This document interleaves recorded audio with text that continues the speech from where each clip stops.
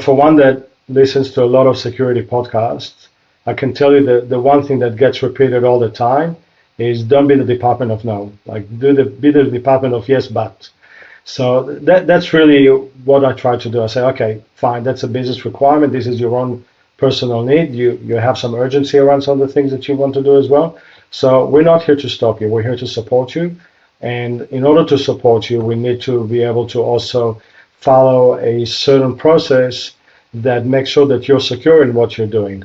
At the end of the day, it is your accountability, your responsibility towards the organization to make sure that you are not the conduit to an attack. And for that, we are here to help you achieve that. And as soon as you put that message, that it's their accountability, their responsibility, we're there to support them, I think the story changes. They typically would come to you for help, they would come to you for advice, which is what we try to give.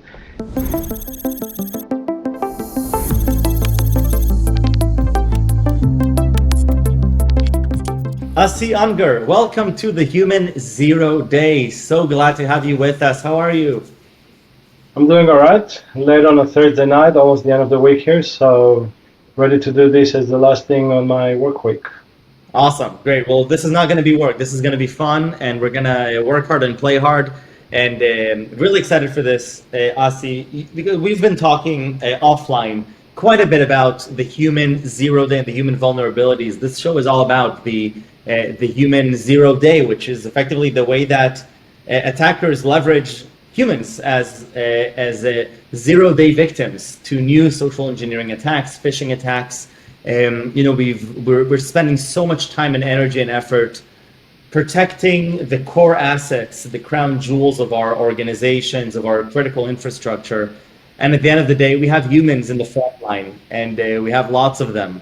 Until today, humans are what drive the organization. Maybe in a few years, that'll change to AI agents, and then we'll have different problems. But for now, the brain is a vulnerable aspect. And so I'm really happy to have you here, Assi. Today, you're the Global Chief Information Security Officer of Bolt Tech. I want to get started a little bit hearing your own journey, getting into security, getting into this concept called the Chief Information Security Officer and what that means to you. Well, I actually started my journey, I don't even know how many years ago. Started with IT before security was a thing. My first job was actually even not IT. I used to do technical support for something called WordPerfect, if anybody has ever heard of it. It was the main word processor before Word was a popular word processor, even before Windows was popular, back in the good old those days. And I ran technical support, and my journey led me to a company that you may know called Novell. Novell was a networking company. I was doing technical support there.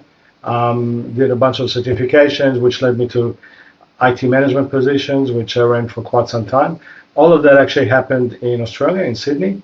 And I, in fact, was there. I was born in Israel, but I moved to Australia with my parents.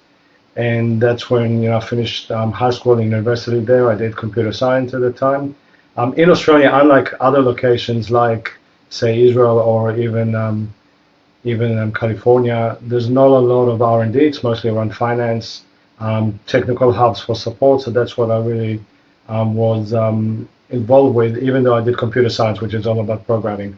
So I really didn't do a lot with my degree to some extent. For those of you that are watching that are doing computer science degrees, don't fret. I'm sure there's lots of usage of it. But at the end of the day, it kind of led me down the path of IT management. So I was an IT manager for quite a number of years.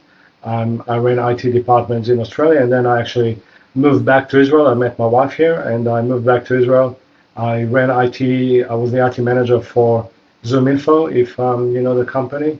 Funny story, that's actually my uncle started that company back in the US, and he wanted to move back to Israel, and he offered me a job, a little company family connections there. So he offered me a job in Israel, and I moved back for that job, and I met my wife here. And I was doing that job probably until 2008. And then I ended up going into another IT management position at a company called Bolt. Bolt and Boltec sound very similar. And the fact is that Bolt was the predecessor to Bolt, had lots of US companies as our customers, and mostly around the insurance industry. So InsurTech is basically what we do. I was running IT, and then, in IT, it's all about security at the end of the day. Even before it was called security, we were doing security, 30 years ago or so. But I was ended up juggling IT, security, at some point also DevOps, and at some point I said it's probably too much, and it's also a conflict of interest in a way. So what we decided to do is we decided to set up different functions for those different areas of the business. So I took over security completely. I became the CISO for the company, even though before that I was kind of head of IT, head of security, head of DevOps. So I took on the CISO title, and ultimately we brought in new people to run IT, new people to run DevOps, and I became a full-time CISO, which has been fun ever since. During that time, the company that I worked for, Bolt, was acquired, and ultimately now work for a company called Boltec, which is in fact a parent company for Bolt. We're a large organization. We're about 2,000 people spread across something like 40 different countries. So it's a different environment to what I was doing and used to beforehand. But it's a nice and it's a challenge. So. I love it. Okay, so huge, huge transitions and progressions and evolutions.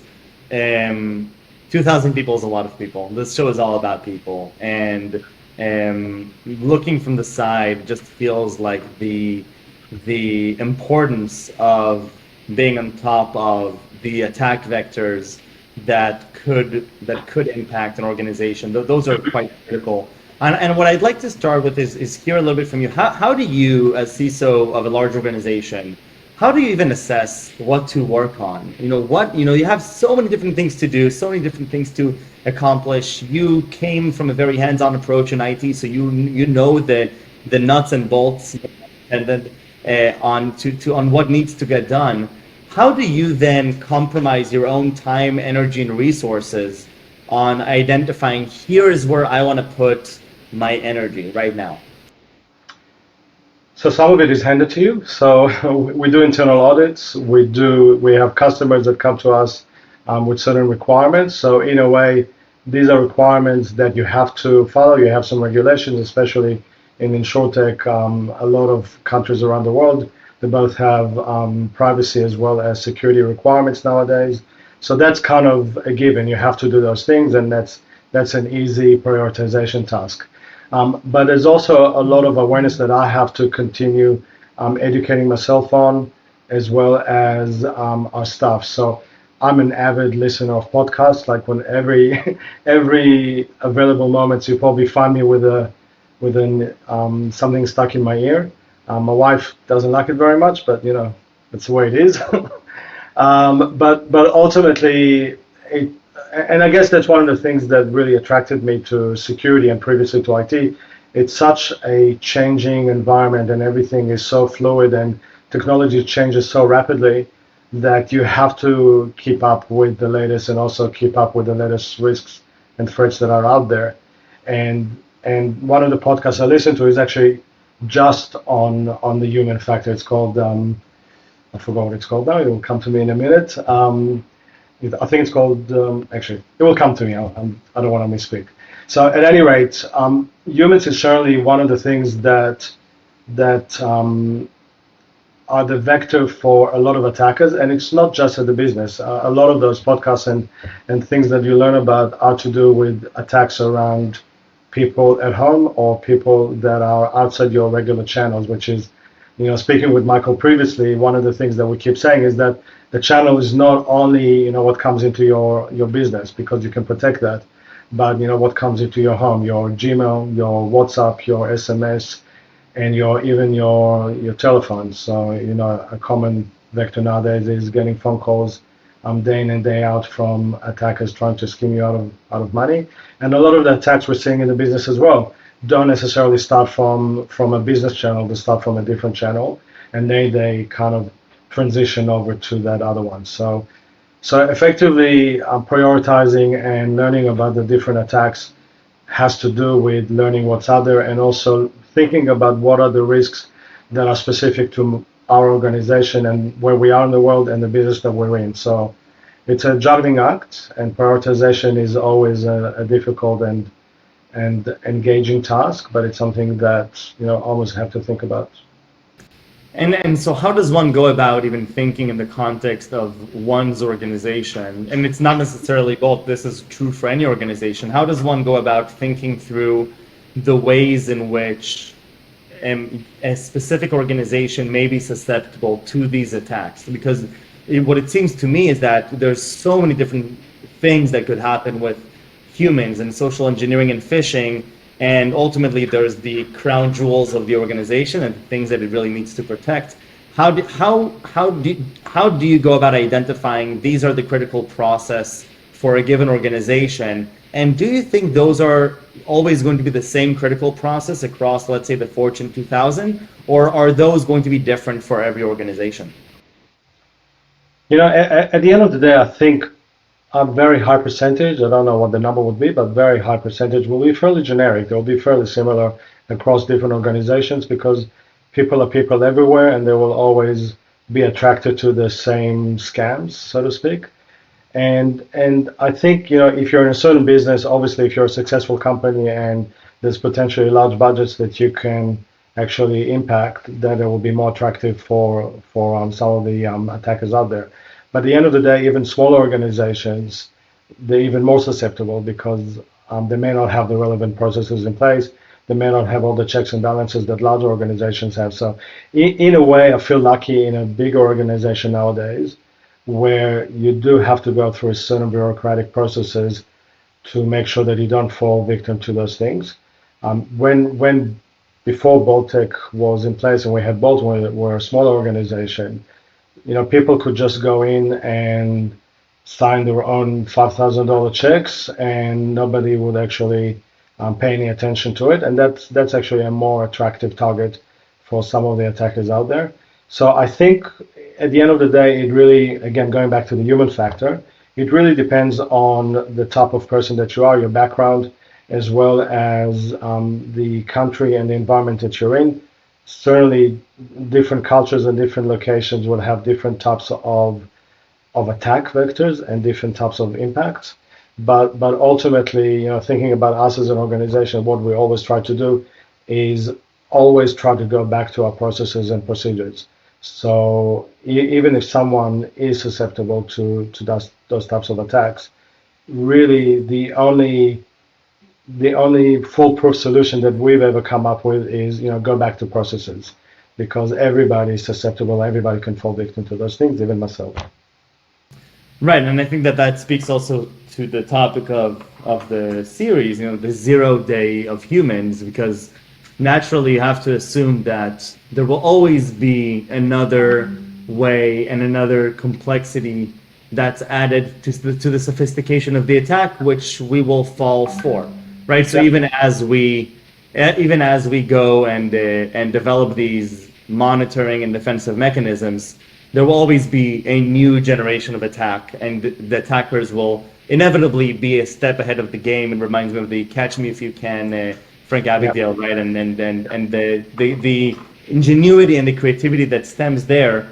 So how do you? So what does that actually mean to go and look at processes that would be more of a bulletproof solution rather than the traditional antivirus monitoring and defensive solutions here? Yeah, so on the technical fronts, you can certainly implement technical controls that can resist to a certain degree those types of attacks. They will go in and they will do some statistical analysis and some AI and this and that. So I think they have a very high degree of success, and attackers know that. So they try different things. They always go for the weakest link, which is your personal, again, as I mentioned, your personal channels, your WhatsApp, your SMS, your personal Gmail account, or other ways that they can reach out to you. And also, I believe that really, like you said, attacks are getting better and better. They were, maybe up to 2 years ago, before ChatGPT, we told people watch out for spelling mistakes and watch out for grammatical errors, things like that. That's no longer the case. Anything looks legitimate and anything makes sense to people when you read it and when you listen to people. So ultimately, our message to everybody in the organization is that however, however legitimate you think a request is, if it doesn't go through the process, you're not allowed to do it. And also always, and I feel in a way, sorry to even say that, and it's something that saddens me personally, is the fact that we can no longer trust anything.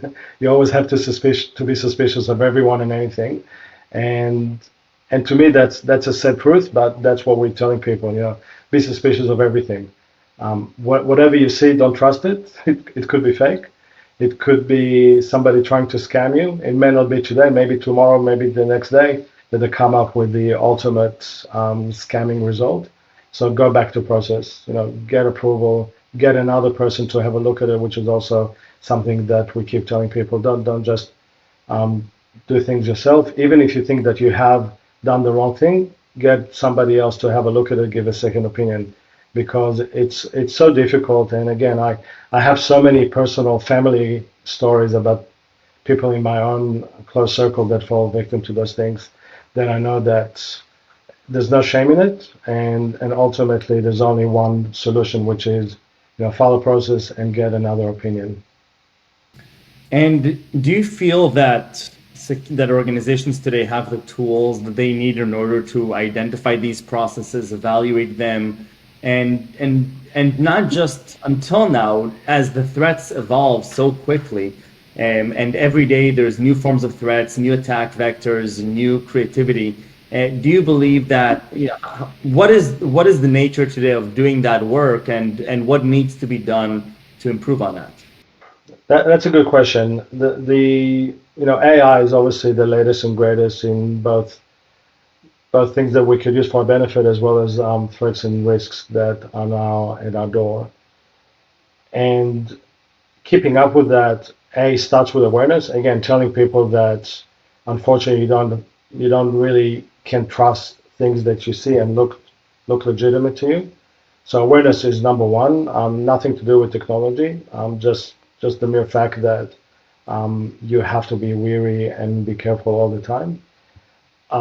But from a technology perspective, I'm looking at the 2025 budget in front of me, and I'm thinking, should I be investing in AI tools to address some of the risks? To some extent, yes, we should be starting to look at what's out there and what is available.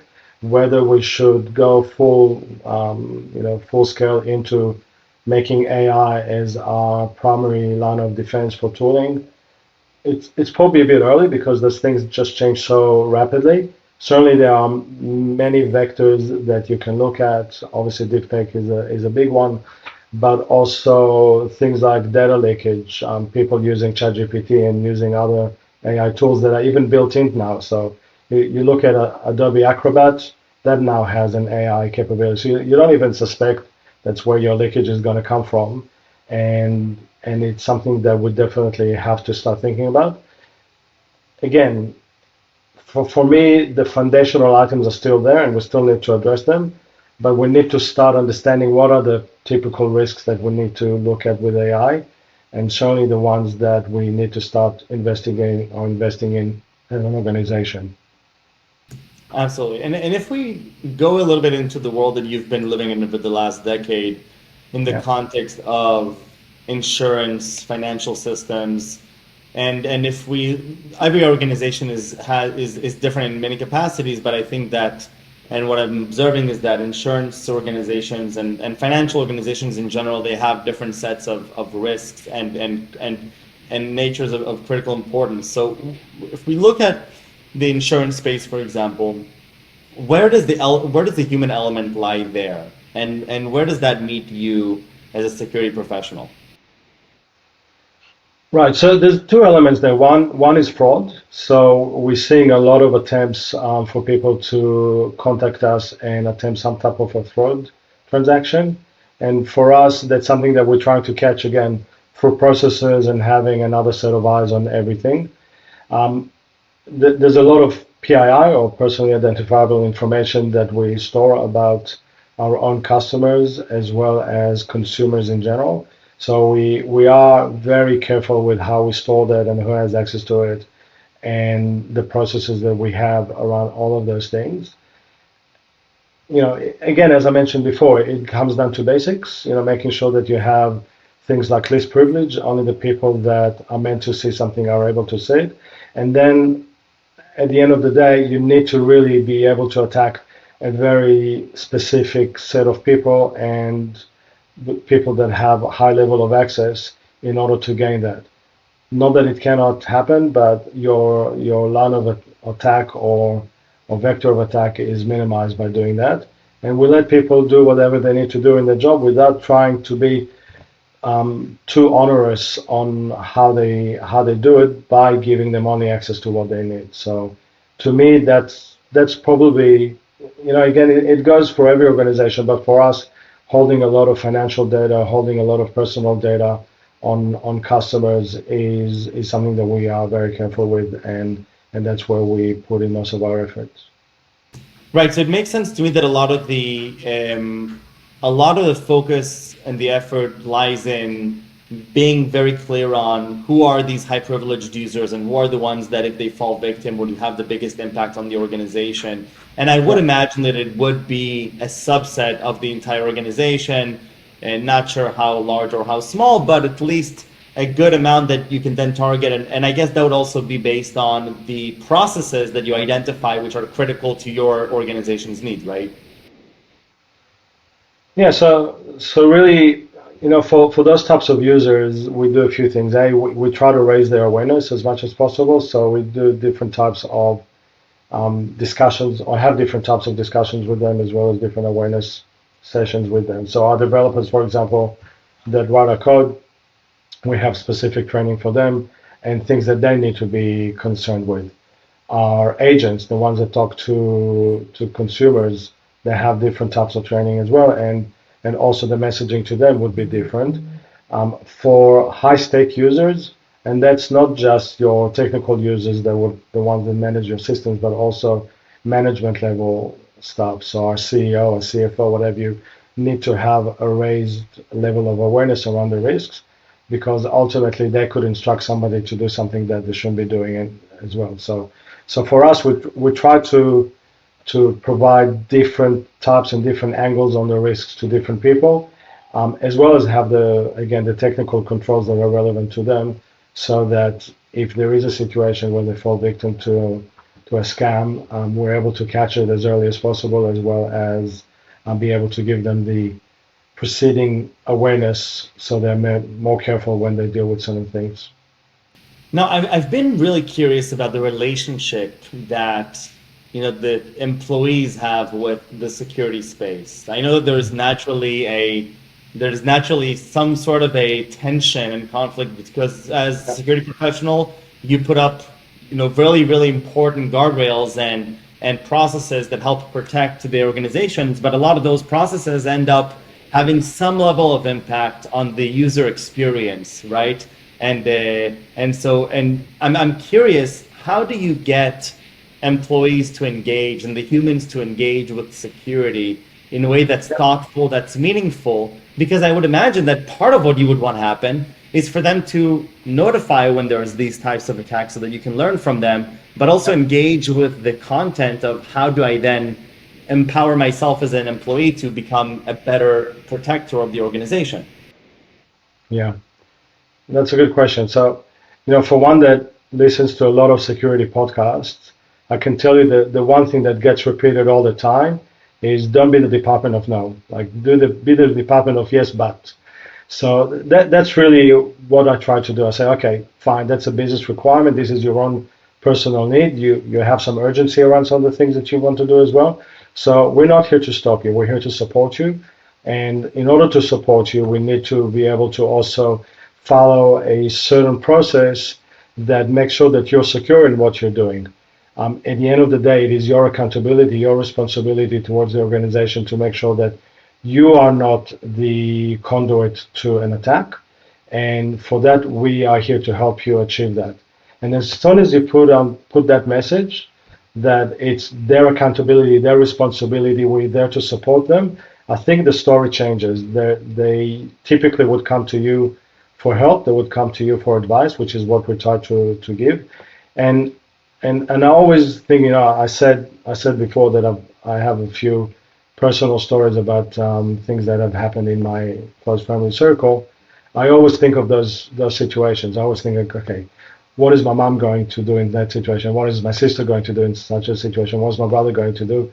And ultimately, it's the same type of people, right? They don't listen to 100 different security podcasts every day. They just go around there doing their work and achieving their business objectives all the time. So I don't want to be the bottleneck, and I don't want to be the stumbling block for them to achieve that. But at the same time, I always want to be a mirror to them of the risks they're posing to the organization by doing certain things and the potential solutions. Ultimately, it's something that sometimes goes up to management to make decisions on where they see the balance, like whether they prefer, running faster and putting security on the back burner, and vice versa. But I'm always there as a support as well as a monitor for them, rather than something that is there to stop what they're doing. Makes a ton of sense.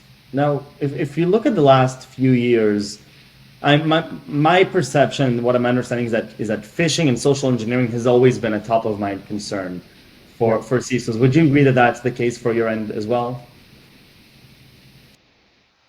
Yeah, can you just repeat that question? I lost track there for a second. Absolutely. What I've been hearing that CISOs have been treating phishing and social engineering as a top of mind concern pretty Yeah, much since yeah, ever. yeah, Now, that would to me constitute a space where there's a lot of innovation, a lot of velocity, a lot of attempts to continuously improve and move up. What if you look at just the last 5 years, for example, what have been the major changes that you've observed in the human security space, and what's really caught your attention on the way that we as security professionals are dealing with this problem? So a few things have changed. I think one, there's really two things. If you look at the last couple of years, again, if you look at the quality and volume of personalized phishing attempts, that has really increased over the last 2 years. Again, through AI, it's really, I feel, a lot easier for attackers to utilize that. So they can write a a specific phishing email to 1,000 people in the organization, and it would look perfect to everybody that reads it. So that's one. I also think that people's awareness of phishing and security concerns has grown very high over the last, if you say, 5 years. And they see it on the news, and they hear it everywhere, and they also know people that have been attacked, and people that have lost money, and people that have had their social network accounts hijacked, and they know family members that have fallen victim. So I think, again, unfortunately, we're in a reality where those things are no longer a one-off or something you hear about in the news. Everybody knows somebody that has been involved in some sort of a scam or an attack, both at home as well as at work. And to me, thinking of phishing specifically, I've, again, there's two mindsets about phishing. There's people that say it doesn't really help when you do phishing campaigns, when you try to actually do pretend attacks or what we call phishing campaigns, and you're just making people feel bad when they fall victim to those fake attacks. I'm actually of the opposite opinion. I think the more people get practice in seeing what those things look like and how easy it is to actually fall victim to those attacks, the better we are for it, because at the end of the day, if you see something for the first time, it looks legit. But if you see them, and we run them on monthly basis, every month there'll be a phishing campaign that's sent out to everybody in the organization. And a lot of times I get people come to me and say, "Oh, I've never been to a company that runs so many phishing emails," and I'm always flattered when they say that, because they come to me with a smile. They don't come complaining. They say, "It's interesting. I've fallen victim for this and that, and if you wouldn't have shown it to me, I would have not known that that's phishing. So Now it now sounds when like, see, yeah, it sounds like you've managed to create a positive experience for them having fallen, because I've also heard CISOs tell me, listen, I'm afraid to do these campaigns because if my employees fall for them, they won't trust me. They'll stop answering my emails. They'll think I'm just attacking them to put them down. How did you create a positive experience for them here? so two things. One, so the system that we use has the ability to do two things. One, you can report phishing. So we have in our email client, we have a report phishing button. So we track that. So, when people actually provide their own feedback on something that looks like phishing, we actually send them a thank you note. Say thank you for reporting it. So that actually creates a positive atmosphere. We also do it with top management. With top management, every time somebody in our executive committee submits those, we have, right now it's unfortunately a bit of a manual process, but we go through, we investigate it, we give them a report of what they've done, who else was affected in the organization, how by reporting it they were able to actually also save us from other attacks to other people that received the same email. So that was one thing that we did. But also when they do fall victim for those fake phishing campaigns, I'm messaging to them, and there's always like a splash screen that comes up. Say, hey, first of all, this is a fake phishing campaign.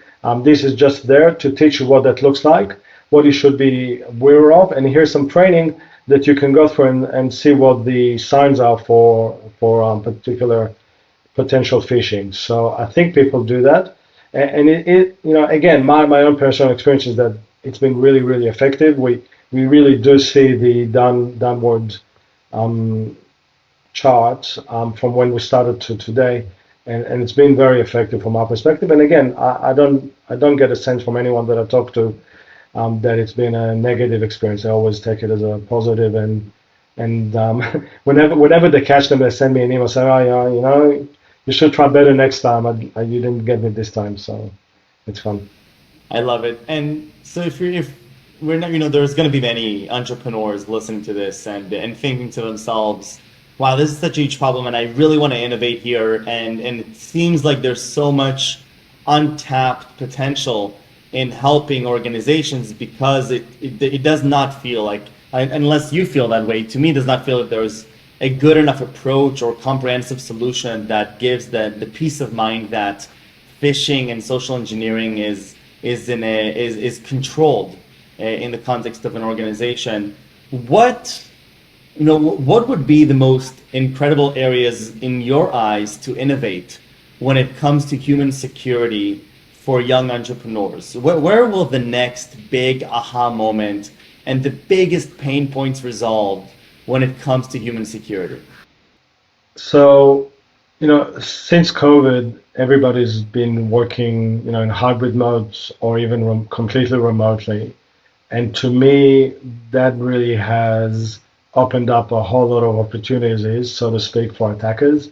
So as I was saying before, as an organization, just thinking about how to protect your own organization and your own communication channels is probably not enough because people use their own smartphones, they use their own computers, they're at home, they use their own Wi-Fi for business purposes, and securing all of that to me is the key because ultimately your attack vectors have now expanded exponentially. So if somebody can come up with a way that is more private and can also secure not just your enterprise assets but also the personal assets, I think that will be a really important innovation, and also making people, like I said before, trust that the organization is out there to protect them and their family as well. To me, that's key for gaining their trust and also making sure that the organization itself is not open to those types of attacks that come from unexpected areas, which is what we're seeing now, really. To me, that's, again, I think the enterprise can do a lot of things to improve security, but there's always going to be that huge gap of people securing their own personal environment and personal assets. Absolutely, and I think we do see in today's attacks, because of the spear phishing nature and the narrative attacks, the ability to capture trust and form relationships in the external world, and then have the employees bring them into the internal world, where the actual attack can be facilitated. That's a big trend that's happening. Assi, I really want to thank you for joining me today. I truly appreciate it. It was a lot of fun. It went by way too fast, and I learned a lot. So continue doing great work with Boltec, and thank you so much for joining me today. No worries. Thank you, Michael.